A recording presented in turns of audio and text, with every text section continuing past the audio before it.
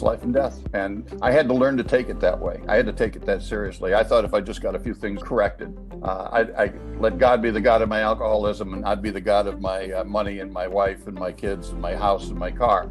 And I was perfectly content with that until, of course, I found that didn't work either. And I had to give it all to him. And literally, how do you give it all to God? You don't hold your hands out like you're cupping water. You hold your hands up and you turn them upside down so that everything falls out. Welcome to the Daily Reflection Podcast. On this show, we strive to provide inspiration through interviews with members of the recovery community through the lens of the Daily Reflection book. Each day a new passage, a new bit of inspiration. Your hosts are Michael L. and Lee M. We are not aligned with any 12-step program, but you will hear them mentioned throughout the course of an interview. Welcome to the show for February 18th. Jeff B. joins us. That's who you heard at the start of the program. He's got a powerful message, and he's sharing today on the concept of our paths are our own. If you need to get a copy of the Daily Reflection book, there's a link in the show notes. There's also a link to our blog where we write about recovery, all sorts of topics related to recovery. If you want to join us online, you can find us on Facebook at facebook.com/groups/Daily Reflection Podcast. And of course, we're always on Twitter at Daily Reflector. I hope you enjoyed this episode. Good morning, Lee. How are you? I'm doing great this morning. How are you doing, Mike? Oh, never better. Another beautiful day. What's going on today? So it is February 18th, and today we have my friend and home group member, Jeff B. from Frederick, Maryland, on the show with us, and I'm super excited to have him share his thoughts on our paths are our own. Oh, outstanding. Well, Jeff, welcome to the podcast. It's great to have you on the show. Thank you. Thank you. It's nice to be here. It's a pleasure. So we get started in the same way every day. We like the guests to start us off by reading the daily reflection for the day. Would you help us out and get us started? Certainly. Yep. Our paths are our own. There was nothing left for us but to pick up the simple kit of spiritual tools laid at our feet.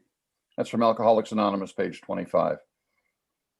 My first attempt at the steps was one of obligation and necessity, which resulted in a deep feeling of discouragement in the face of all those adverbs: courageously, completely, humbly, directly, and only. I considered Bill W. fortunate to have gone through such a major, even sensational spiritual experience. I had to discover as time went on that my path was my own.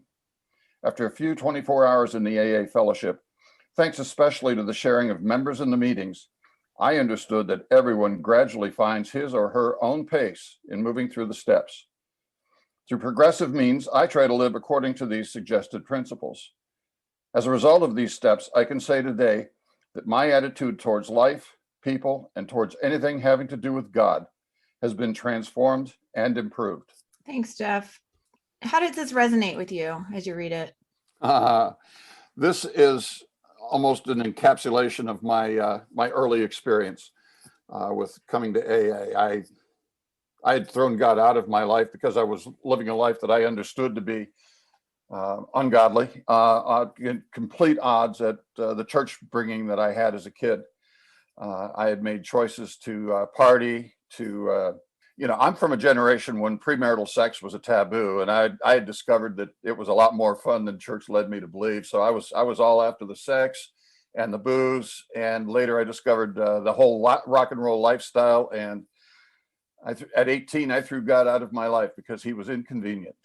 And I came in here and found out that you were talking about things like higher power and good orderly direction and group of drunks. And what I really knew was that you wanted me to find God, and I was very reluctant. So how did that process unfold for you?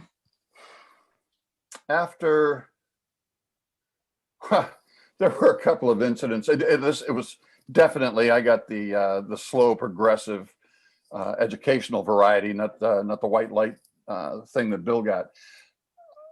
At about 3 months, when I became convinced that probably I was going to need to do something, I had heard about the guy who, chose a doorknob as his higher power, and that was okay with his sponsor and all that kind of stuff.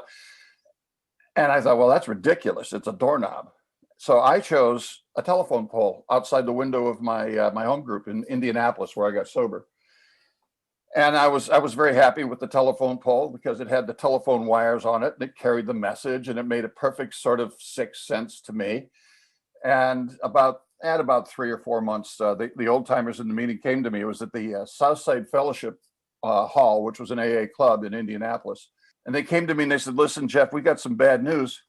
They're widening the road and they're taking out your higher power," which they found hysterical. I was like traumatized. So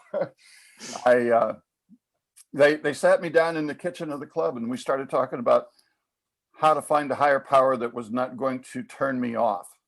Because I came in here with a higher power who,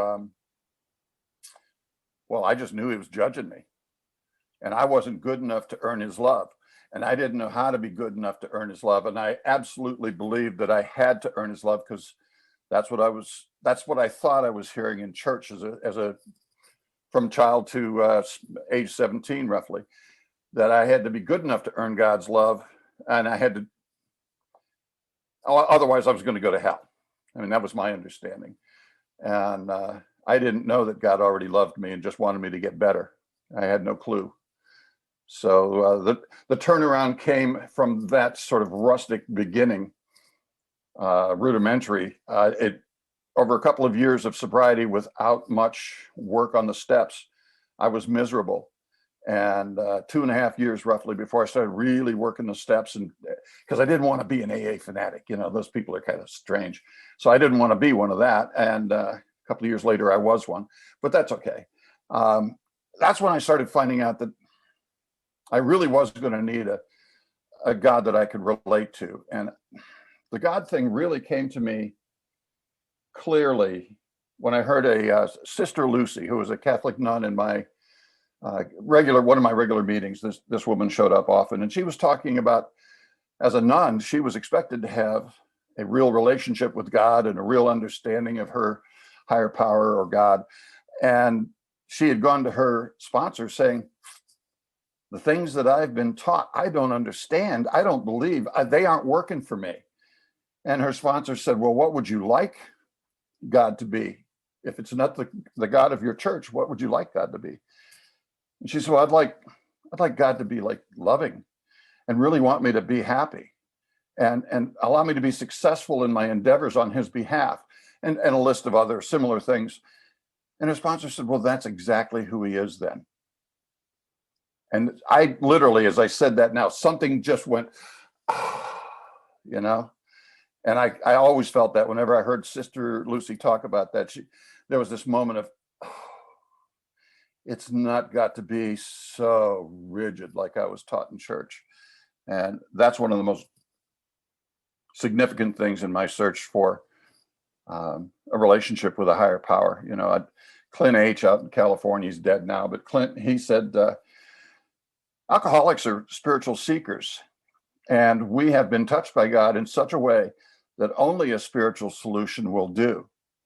And we have accidentally replaced spiritual with spirits and chased that. And if we come in here and endeavor to chase spiritual, as hard as we chase spirits, we can't help but win. That's my story, and I'm sticking to it. Well, I love your story, Jeff. I'm thinking about the slow progression that the reflection talks about. Now, you mentioned 2 years. Was that after you came into the program that you started to work the steps? Yeah, I waited that long before I started working the steps because I'm a half measures guy. Yeah. I got through. I recognized fairly early on that I was way smarter than I actually am. I must be intelligent. I get good grades in school, but I'm a slow learner. And I came in here and I got through school without studying. I literally, I don't know what they call it, mnemonic memory or something like that. I could look at a page and see it in my mind's eye the next day during a test. So I took tests with the entire textbook in my brain. The longer I partied, the less effective that was, ironically. But I didn't have to study hard to get good grades. I did well in school. Stuff happened, and I just lost my way, frankly. I just lost my way. And half measures, though, had been set as a half measures has been set as a character defect. And so I only did enough to get by. And I became terrified when I saw that half measures availed us nothing. I thought, oh my God, I'm going to have to actually do something. But I procrastinated it for 2.5 years almost before I saw people coming in with 6 months who were doing better than I was. And I was going, how in the hell is this right? That's not fair. Well, I guess that's what the daily reflection is speaking about. Our paths are our own. I guess I've heard two different explanations, or a couple of different explanations for things like character defects versus Shortcomings. Shortcomings. Thank you. Yeah. And that shortcomings are things that are actually kind of inborn, and that character defects are choices I've made. And if character defects are choices I've made, my understanding of that is that since I was little, I have found that there are times I have to put some sort of protective shield in front of myself to protect me from you. And they were immature and they were need specific. It was only for that incident, but I made them a generalization and became a default. And as I grew up and changed and went through alcoholism and got married, all those default things no longer worked. One of the most memorable to me, I grew up on a farm in Northwest Ohio, but my dad moved us to Pittsburgh in pursuit of a better job for him. And in Pittsburgh, he put us in one of the best suburbs with the best school district. And I was a kid who, at age 12, had been trapping muskrats and skinning them and drying the skins and taking them and selling them to the furrier so that I could make Christmas money, that kind of a thing. And I came to a school where the kids who were 12, 14, 16 were talking about what color vet their dad was going to get them for Christmas or their birthday. And I had nothing in relation with these people. And I was an outsider all the way. And I had no friends. And by the time I was in 7th, 8th grade, I was miserable, literally kicked out the walls in my room and my bedroom in just anger and misery. But there was one guy, Mark, and Mark would walk with me to school. And one day after walking to school with Mark, a bunch of the really cool guys came by, and the coolest of them all, as they blew past us, said, "Mark, why the hell are you walking with this cake eater, this loser?" And Mark looked at me and he looked at them and he walked over and he joined them. And my heart shut down. I literally walked the rest of the way to school saying, I will never give a shit about anybody ever again. That's a character defect. That's a default position that became a character defect. I did not give a shit. Unfortunately, I married and had children. And although some of that position softened, I really just, that was where I was starting from. And with, the kids and the wife and things like that, that could improve a little bit, but it always was at a very low base level. That's the kind of thing that I think about for character defects. Has the program of Alcoholics Anonymous improved your relationships? Oh my God. Yeah, I have a host of friends. I have more friends than I can count. I have friends in Pennsylvania, where I was for the first, I got sober in Indianapolis, but moved in the first year to Pennsylvania. Didn't ask my sponsor, just moved. But I wound up in Pennsylvania for 27 years and then moved here for the last 10. So I have friends in Pennsylvania that actually Lee has met some of. Janet, that we were talking about, is a friend of mine of 29 years from up in Pennsylvania. And she's a home group member on my Monday night meeting. And Janet and Lee have met. And I may have more friends here in Frederick than I've ever had in my life. I just have countless friends.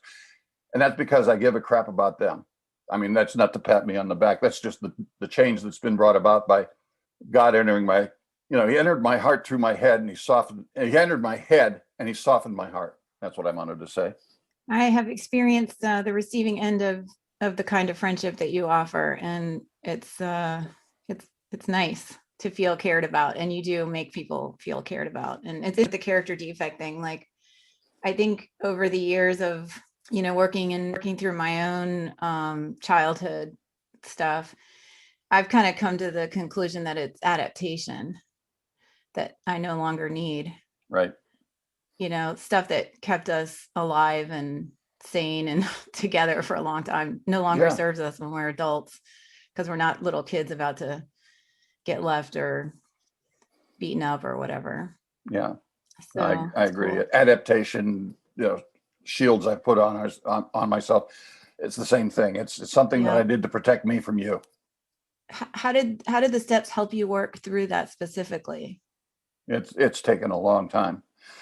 My personality was probably not wasn't real positive for quite a few years after I came in. Well, you figure you delay that long before you start working the steps, then your growth is delayed. My wife and I had been married 8 years when I hit AA, but 12 years after I'd gotten sober, we divorced. And it was a direct result of damage done in the 8 years when I was drinking, and also the poor quality of changes that I made. She had no faith in AA that was going to do anything good for her. Because I did things like run off on weekend fishing trips with AA guys and say, well, I'm running with sober people. You don't have to worry. And her retort was always, yeah, but once again, you're leaving me alone with the kids for the weekend. Doesn't matter if you're drunk or not. You're not here being a father. You're not a partner. You're just having fun. And she was right. I didn't like being told that, but she was right. As a matter of fact, the first sponsor that I got that really made me work, I'd had other sponsors, but this guy made me work. And I was at that meeting, the first meeting that I ever went to at this place in Grove City, Pennsylvania, that was a little suburb called Hallville, but the meeting was known as the Hellville meeting because they told you the truth whether you liked it or not. And I'm sitting there justifying one of these weekend fishing trips with two buddies in the room, and a crusty old bastard sitting across the room before the meeting looks over and says, "You sure are spending a lot of time on something you say doesn't bother you." And I was like, oh my God, I couldn't believe it was so rude. I was so angry, I almost left. But I stayed through the meeting, and 2 weeks later, I asked him to be my sponsor because I had stewed on what he said for 2 weeks, and I knew that I needed what he was able to dish out, which was the truth about my condition, and it was through him that I started working the steps. And this is out of fashion now, but I got sober with step Nazis and big book thumpers. And it's not politically correct, but that's what these guys were, man. They told you the truth. So how did that impact the way you work with newcomers? How do you represent the steps and help people get into this program? Oh, I'm much too easy. I'm much too easy. I try and go sentence by sentence through the big book with them, which is probably, some of them are sober and some of them are not. And I always feel bad for the ones that are not. Some of those guys are dead. Some of them have been chronic relapsers. And I don't like to take that personally. The first guy I ever tried to help way back when got drunk after about 6 months, and I felt terrible. And I still feel terrible when a guy I'm working with gets drunk, but I'm not in charge of getting him sober, and I'm not in charge of getting him drunk in the first place. It's those are our choices, and thank God we get what we choose, not what we deserve when we get here. Amen. Yeah, man. Yeah. So what do you tell the newcomer? We've got folks listening that might be dipping their toe in the water. Maybe they're not sure if they've got this thing. What do you tell them? Well, the first thing I ask is, are you willing to go to any lengths? And if you're willing to go to any lengths, are you willing to call me? Are you willing to work the steps to the best of your ability at this time? And then are you willing to get into service and help another? These are the things that are critical. They not just to that person, but to AA as a whole, because without a service structure that continues, we falter. So encouraging our guys to get busy. And then, we start with the first step, right? Usually it's like, do you think you're an alcoholic? And if they hem and haw, I said, well, maybe not. How's your life doing? Well, I lost my job. My wife threw me out. Like, those are not hallmarks of a successful life, dude. Okay. I got my third DUI. Yeah, that doesn't happen to normal people. 90% of the world is not having that. 90% of the world is not having that. Then the normals might get one, and they say, well, I'm not going to do that anymore. But not me. I drove drunk everywhere I went for 18 years. Is your life unmanageable? Are you powerless over alcohol? Okay, cool. Do you think you can change this by yourself? And hopefully they say, no, man, I've been trying for 5 years, and I just keep picking up a drink again. I promised myself I'm not gonna. I promised my wife. I promised the church. I promised for Lent. I promised for Lent too. I gave up Jack Daniels for Lent. I gave up drinking for Lent, and 3 days into Lent, I'm drinking. My wife says, "What? Why are you doing that?" I said, "Well, I gave up Jack Daniels. I didn't give up beer." Rationalization. So we got to get past that. Let's dig down. Are you powerless? And are you willing to turn that over to somebody else? Because so far your life has been in the hands of an idiot. That's what they told me, and I believe it. Trusted your life to the hands of an idiot. And would you rather find somebody better to pilot this thing? And do you believe that you can? Can you turn your will in your life over? Came to believe and then became willing. And are you willing? And after we go through those initial, I come from an area that calls that the AA 3-step. 1, 2, 3, 4 is out the door. And so we try and get into the 4th step fairly soon. And the truth is, these guys know the whole story, except for the blackout parts, but they've been told that too. We know our whole story. I know my whole story. I know when I got drunk, and I know when I had my last one, and I know what the first one was, and I know what the last one was. I can't tell you the same thing about pizza. I started with Boone's Farm apple wine, top shelf. I think it was 79 cents a quart back then. We were at a campfire in Lake Erie, and there was a bunch of us sitting around the campfire, and they passed around a bottle of Boone's Farm, and that was my first unlimited access to alcohol. And I took a big slug and passed it on to the next person, and it came around again. I took another big slug, passed it on to the next person. And then I got up and moved over and sat about halfway around the fire pit and got it again. And we went through 3 bottles that night. And I'm not sure, but I may have had at least one of them to myself. And that night I had my first blackout, my first drunk, my first blackout, my first hospitalization, and my first necessity to lie about how and what had happened. And that was the whole story of my drinking career. So we're in the middle of a pandemic right now. We've been going to meetings on Zoom now. I guess there are still some meetings that are happening in person, but what do you think about that as far as the ability for the newcomer to connect and plug in and get into action? I think it's really hard. Now I know some people have gotten sober on Zoom. Anybody that's coming in here with hope of being with live people and faced with Zoom, I have had a real struggle. I happen to be on the answering service call list for Frederick intergroup, and I've had maybe 10 calls that I've taken, quite a few of them from one guy. It's always the same story with him. I can't stand Zoom meetings. I got to find live meetings, and then of course he calls drunk the next day. But the struggle for connecting, certainly the message is the same, but the connection is different. And I worry for the newcomers and even the people who had arrived a short time before live meetings got curtailed. The fellowship means an awful lot, just to have a group of friends who understand, because we think and speak about things differently than normal people do. And we react differently. I took an old girlfriend of mine to an open meeting one time quite a few years ago. And, she knew I was an Alcoholics Anonymous and she was all for it and all that kind of stuff. And we sat down in this meeting with about 75 people for a breakfast meeting on a Sunday morning. And she was horrified. Literally, we left there and she said, "You are not like those people." And I said, "I'm exactly like those people. I've just been sober long enough that I've started to get a little better. You heard an awful lot of people who were more like me when I got here than you care to probably know." The fellowship kept me coming when I wasn't working the steps. I had made friends who understood me, and that kept me coming, even though I wasn't doing the work, which I don't recommend, but still, I made it. Thank God. Thank God. Well, Jeff, this has been a great conversation. I want to thank you for spending some time with us. Anything else to tell the audience before we wrap up? It's life and death. And I had to learn to take it that way. I had to take it that seriously. I thought if I just got a few things corrected, I let God be the God of my alcoholism, and I'd be the God of my money and my wife and my kids and my house and my car. And I was perfectly content with that until, of course, I found that didn't work either. And I had to give it all to him. And literally, when I'm talking to my guys about how do you give it all to God, you don't hold your hands out like you're cupping water. You hold your hands up and you turn them upside down so that everything falls out. because when I give it to God, it's got to all be given to God. It has to all be gone.